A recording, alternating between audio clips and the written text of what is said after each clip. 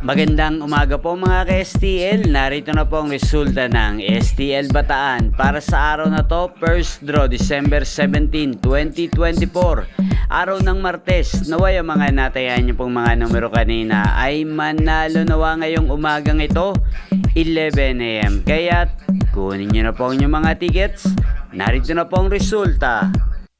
Ang mga numerong nanalo sa STL Bataan ngayong umagang ito, December 17, 2024, 11 AM. First draw result, 18 at 2 in exact order. Sa lahat po ng tumaya kanina sa STL Bataan, para sa first draw ng 18 at 2, congrats po sa inyo. Panalo po kayo again, 18 at 2. At ngayong tanghaling ito sa STL Bataan, shoutout po natin si Nanay Eli Paraiso.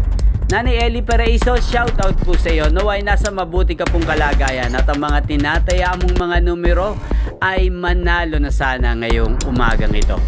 At sa lahat po ng mga taga-Bataan dyan, shoutout po sa inyo. Naway nasa mabuti po kayong kalagayan.